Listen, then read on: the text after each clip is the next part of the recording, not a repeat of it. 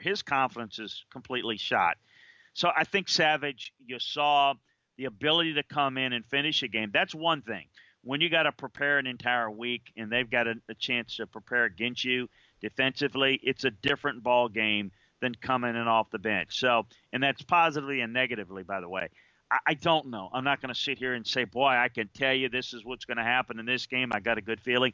It's a wait and see. But I do think if you got him, I think be encouraged that there's a chance that the ball comes out a little quicker. Brock Osweiler held the ball a little too long, and I think that bodes well for maybe DeAndre performing better potentially. And, again, it couldn't be a whole lot worse with where the passing game was. But do I expect miracles? I wouldn't expect it, no. Before I get to this next question, I need to promise me you're not going to start throwing punches at me for asking it to you, because this guy has had a rough season, and it's just getting uglier and uglier for him, specifically him, not the Redskins, but he has just been hurt. He has been nasty on the field, and we saw it again. Got ejected for throwing punches, and he's hurt as well, banged up with the shoulder injury. Jordan Reed, what do you see from him this week? Do you look elsewhere, or do you go ahead and start Reed, because he can dominate? He has put up some 20-point weeks before, but again, this guy, you don't know what you're going to get from him. Yeah, he's definitely frustrated. I'm a little bit concerned about his his overall health and status. Something tells me he's going to respond positively and play well, but it's hard to really sell him at this point. He's a very talented guy. Again, they're going to need him to rebound and play well. I expect this team offensively to play better. This is their only chance, is to be able to compete and win a game like this is offensively. I don't think defensively they can get it done unless they get a lead and allow their defense to play a one-dimensional offense. So I'm not going to sell anybody on Jordan Reed. Certainly an awful performance last week, and is not showed that his head's in the game. And we'll know early, but I expect that he's going to play a little bit better this week. Now, a guy who's been playing great all season long, and he crushed this team, the Broncos, last time he played them a few weeks ago. That's Travis Kelce. Look for the same type of performance from Kelce, or again, the Broncos could still sneak into the playoffs in a wild card position. They could still potentially spoil Kansas City's season. That loss last week didn't help them. If they lose out, they might not make it. Do you see a repeat performance from Travis Kelce, or do you see the Broncos defense stepping up against him? I like Kelce. I like his consistency. I like the way he gets open. I like the way he plays the ball in the air. I think he's listen, I think you can work these Bronco linebackers, and that's what they're going to do. And nobody does a better job of attacking defensive weaknesses than Andy Reid as a play caller, and he's got a weapon here. And, again, I think that you're going to see a little bit of Denver having some defensive success, and you're going to see Kelce have some success. But in the end, I think particularly as the game wears along, I think we could see Kansas City's offense breaking away with a couple of big plays, and I think Kelce's going to be a part of it. Greg Olsen's a guy that you're always going to start, obviously, number one tight end, but he's a little banged up, so just want to get a quick status update. I think he was limited in practice today. Was that correct? Yes. Or he was limited, so he will go, I'm sure, on Sunday. Being banged up, obviously still a good play? I think so. I mean, certainly to me, this is a defense that you can have success against. This Carolina team's playing well, showing a lot of fight, and they're basically at the point now where they're trying to play spoiler, and I expect that he's going to play and be fairly effective. What you don't know is, can he play 4 quarters? That's the risk that you have with a guy that's banged up. But he's such an important part of their offense that it's just hard to say not play him. Cameron Brate has become an important part of this Buccaneers offense the second half of the season. He's really come on strong. Him and Humphreys are still sort of battling it out, I would say, for that number 2 receiver behind Mike Evans. And Brate might have the edge, especially in the red zone. Winston likes to look at Brate for the red zone scores, but he didn't have much success last time against the Saints, and now they're going to the Superdome. What do you see from Cameron Brate this week? Well, I like the fact that he is a guy that works the middle of the field very well as a route runner, and I think Jameis, who has a tendency to want to force the football, they're really working with him to be able to take things underneath, and that's where Cameron has done a really good job. I expect him to play pretty well here. Something tells me that the Bucs to win this game, the Bucs offense is going to have to wake up, and they're going to have to make some plays in the passing game. I don't think their defense is going to be able to shut the Saints out again. Maybe proven wrong, but I think it's going to be a game in which they're going to have to find some offense. And I think if that's going to happen, Brake's going to be a big part of it. So let's get into the defenses then. And the Bucs, again, have been a very improved defense the second half. Last time out against Breeze, they had those 3 turnovers. You don't see that same repeat performance here in the Superdome. I don't. I just think that, this is a very good Saints offense, and, you can knock them off their mark. I like the Bucs defense. I thought the Bucs defense was playing, amongst the best in the league heading into last week's game. I just still think that to expect them to duplicate the last performance against the Saints is not realistic. Now, the Broncos, we talked about this matchup, have had the #1 fantasy defense all season long, but again, we go back to offense, defense correlating. Is the Broncos offense going to be able to, A, hold on to the ball long enough against this very good Kansas City defense as well in order to be productive, or are they going to get gashed like they got gashed last time against Kansas City? Well, and, like New England was able to run the football on them. That concerns me a little bit. With the way Kansas City's able to run the football and work the short passing game, I think eventually they may have some success against this Broncos defense. This is where you kind of call upon the Broncos' pride a little bit, some infighting and frustration after the game last week. How do they respond with that? If they get off to a slow start, does it go continue to go bad, or do they respond in a very positive way? As you mentioned so accurately, they still got a shot at making the playoffs here and getting into that spot. And, Miami's got, not in it yet, so I think it's going to be real interesting. Like this Broncos defense, but I like them less now as this season is going along. Again, it's about other options that you have. If you got this defense, as you like to say, ride it, live with it, you'll be fine. But this is one in which don't be surprised if Kansas City might win this battle in that matchup. Now, another defense that is certainly not what they were, just a team in general. From the beginning of the season. I mean, after, 6 weeks, everyone had the Vikings penciled in to go to the Super Bowl, and now look at them. They're going up against Green Bay. Again, still a good defense. They had 3 turnovers forced against the Packers earlier this year, but again, completely different team at this point in the season. What do you see from the Vikings going to Green Bay from a defensive standpoint?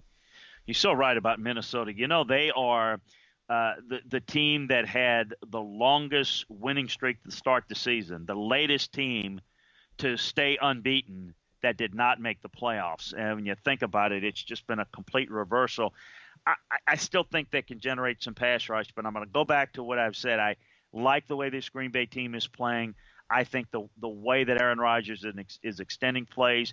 I know they had the drops last week at receiver, but I think that they're starting to get open a little bit more, and the protection's holding up a little better. And when not, Aaron's able to make plays. I like their chances of being able to make enough plays to where I think the Packers, with Aaron Rodgers playing so well, I like this matchup here, even though this is a very tough matchup for them.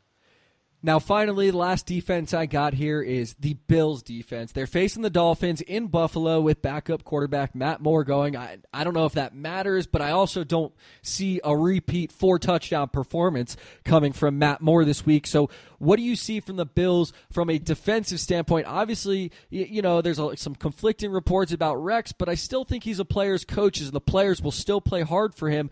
Am I wrong about that? Do you not see the Bills playing hard this game? Would you stay away from this defense? Or, hey, in Buffalo, the Dolphins struggle in Buffalo. Matt Moore, can he have that repeat performance? What do you see from the Buffalo defense? I'd play it. I'd play Buffalo's defense. I have a feeling that they're going to not only play hard for Rex, but play well at home, play spoiler against Miami. I still don't know how Miami is going to respond in this type of game. They want to run the football, no doubt about it. If Buffalo can slow that down, it may be too late to say Rex's job. I don't know. That's obviously a decision the Pagulas are going to have to make. But when you think about it, Eric, they're 7-7 with all those injuries.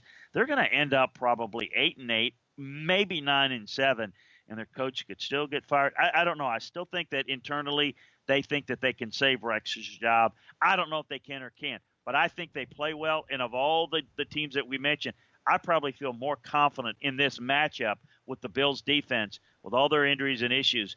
I just don't know that Miami's offense might not help it out a little bit. It's a gut feeling. We'll see. Could be wrong, but that's how I feel going into it. And just getting back to that coaching comment, too, on Rex Ryan, I agree. I don't think you're going to find a coach out there that's going to get more out of the players that he has to use up in Buffalo. Like you said, with the injuries, I mean, offensively, Shady McCoy was hurt a lot this year. Mike Gillislee had to fill in, and he did a nice job. Sammy Watkins was out most of the year. Obviously, Tyrod Taylor wasn't what he was last year. This year, I don't know how much that is Rex's fault, but again, got a lot of production out of a very banged-up team this year.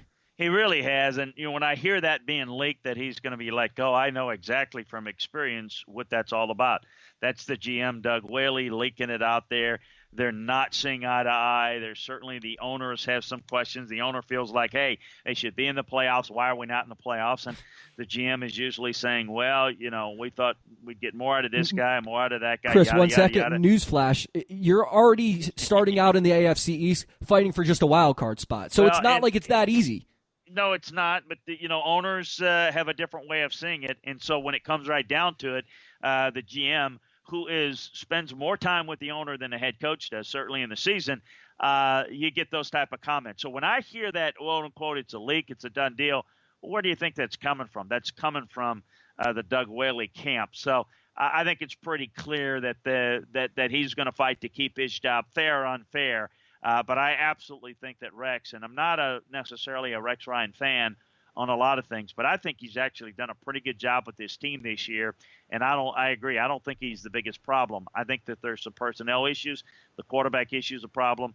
Maybe they look at that. But, no, I think Rex has certainly done a good job and is going to end up with a pretty decent record, either 500 or maybe one above, depending on how this week shapes up. Well, Chris, this will put a bow on this fantasy football season. We will still post probably just a write-up for next week in case there's anyone out there that has a Week 17 matchup. That's very rare because of the amount of players that end up sitting out that are on playoff teams, usually big-time players. Like if the Steelers win this week, I got to believe Le'Veon Bell sits next week, so that's a big-time loss. So most leagues will wrap up this week, but again, we'll still post something for you, a little write-up next week for any of those that are still playing. Chris, it's been a great season. Maybe we'll get back together here for a little playoff daily fantasy action. We'll see how it goes after the first of the year. But nonetheless, Chris, we want to thank you so much here for a great regular season in fantasy football. Well, thank you. You've done a great job in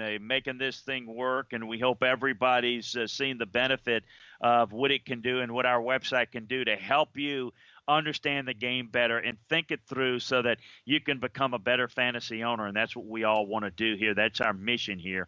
Remember, you're the owner and we're your GM, so we're trying to help you with that. So we appreciate all the feedback. Again, check out the website and take advantage of that 60% discount using the code 40. And good luck with the rest of your fantasy season. And please keep in touch with us folks out there by checking out LandryFootball.com, as we can help you through the whole free agency process and the draft process to get a leg up, because a lot of these decisions that you're going to be making on next year's fantasy decisions, you can really do a much better job of understanding the league better, and by knowing the players that are coming in it, the players that are in it, and the moves that your teams are going to make during this offseason. So enjoy it, and good luck to everyone. Absolutely, Chris. Again, fantasy players know it comes down to those late-round draft picks that you're going to make in the sleeper picks in your fantasy league. So you need to make sure that you're locked here at LandryFootball.com, not only with the new guys coming in, but free agents moving. I know we gave out Mike Wallace as a sleeper pick this year, and he delivered big time pretty much all season long because he had a new system, a free agent move to a quarterback that was able to throw the ball downfield to him, and it worked out well. They let him run. They let him use his speed. So those are the matchup breakdowns. Those are the free agent breakdowns you're going to get all off season long here at LandryFootball.com. Once again, good luck this week, and we'll talk to you later on.